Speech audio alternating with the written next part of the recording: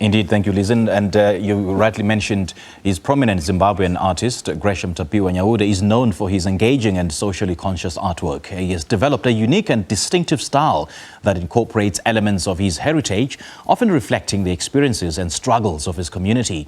His work resonates deeply with audiences, prompting viewers to contemplate the complexities of life in Zimbabwe and the broader African context. He's the winner of the Joburg Art Prize, and he joins us now virtually to tell us more about his milestone. A very good morning to you, Tapiwa. Thanks for joining us. Welcome. Thanks a lot. Thanks for having me. It's an absolute pleasure, man. And first of all, congratulations on winning the Joburg Art Prize. Can you share how this recognition has impacted your career and your approach to creating art? Well, yeah, I'm super excited that I'm the winner for 2024, the Joburg F&B Art Prize. It's a huge positive to it's a huge positive step to my career. It's an encouragement when you are recognized in your continent with your people for what you do, and it's very positive. No prizes for guessing, I suppose, of why you won this particular accolade, because your artwork often reflects themes of identity and culture. So how do your roots influence your artistic expression?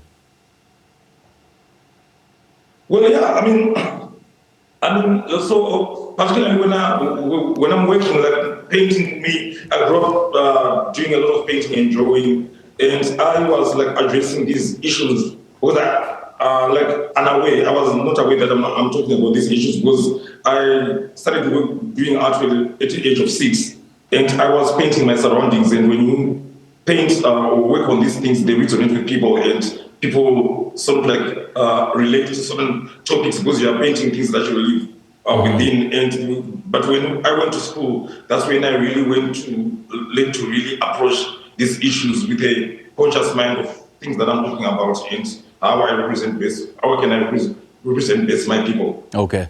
And you've been noted for having similarities in style and themes with fellow artist Wycliffe Mundopa.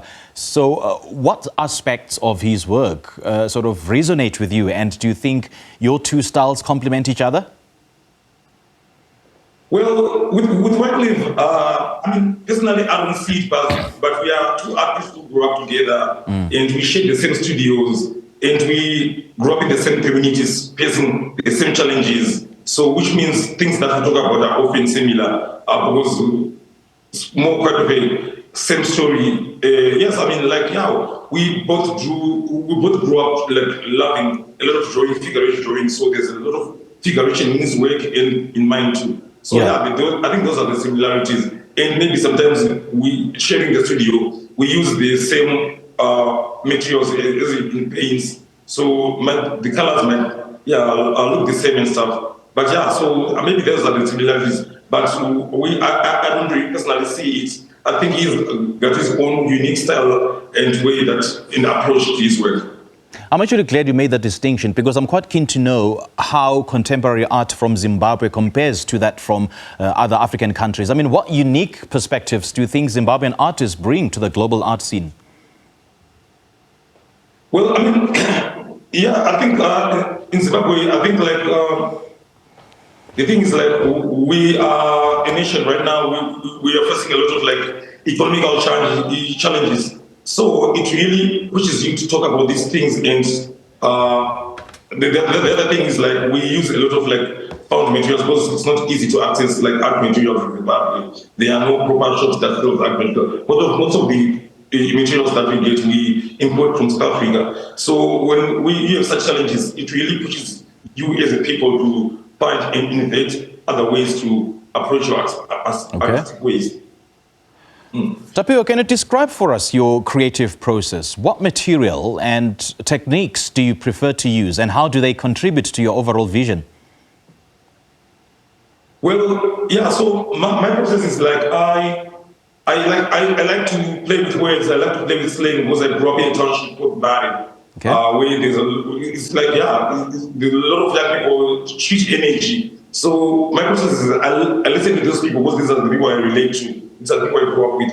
I listen to what they say and try to create images from that. And what I do now is there's a lot of graffiti in the streets. So I just try to sort of like transfer it from the streets into a gallery space. And I mostly use like oil paints in Chicago, there's a lot of drawing, there's a lot of rawness in the painting, because that's the energy that we have, whereby like young, sort of vibrant, eager and ambitious approach. So yeah, my paintings are like, normally I try to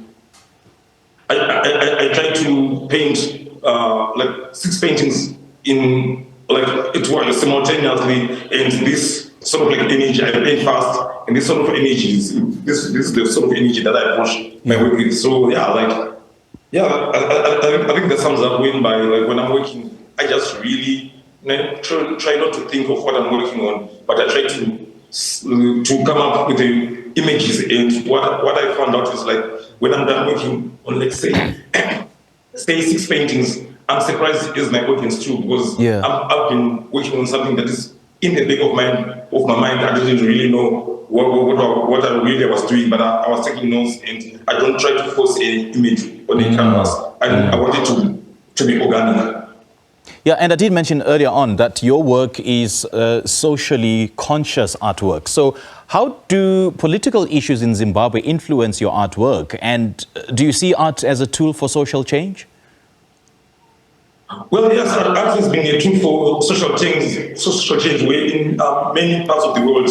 And yes, definitely in Zimbabwe, we are in a very, the political space in Zimbabwe is hard to avoid, whereby, not being partisan, but political space in Zimbabwe, you have to, because, we are in a sort of, we call it a second republic, where the new president now, Emerson Mnangagwa, and there are changes, that things that we didn't see that was happening, but that's now happening. And yeah, so we deal with these things, and we deal with, also I speak about human rights and stuff, because we are democracy is something that we are really starting to learn and try to understand and speak about. So in my work, you often find things like that, whereby I question a lot of things, and not that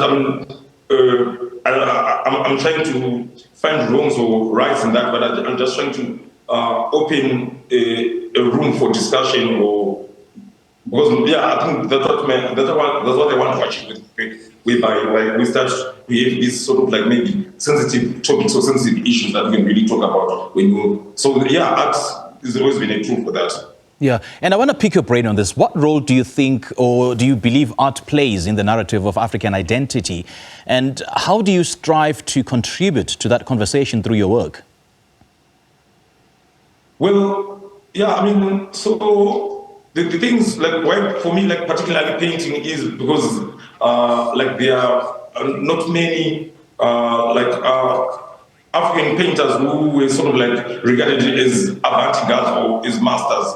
Because, most of African painters, we studied European painters or Western painters, but when you look at African history, we have a long history of painting. That's why we have cave paintings wherever, a lot of places in Africa. And me being an artist, I looked at those images and I tried to sort of what they mean to the people then and what they mean now, and how can I learn and push myself forward as a painter to be really recognized in the world from Africa, but being an African artist talking about African issues and struggles, and so that's the thing whereby in the African image, okay. The use of wearing. Unfortunately, we have to leave it there, Tapiwa. But great conversation. Thank you so much for joining us, and once again, congratulations. Okay. Thanks so much. Thank you.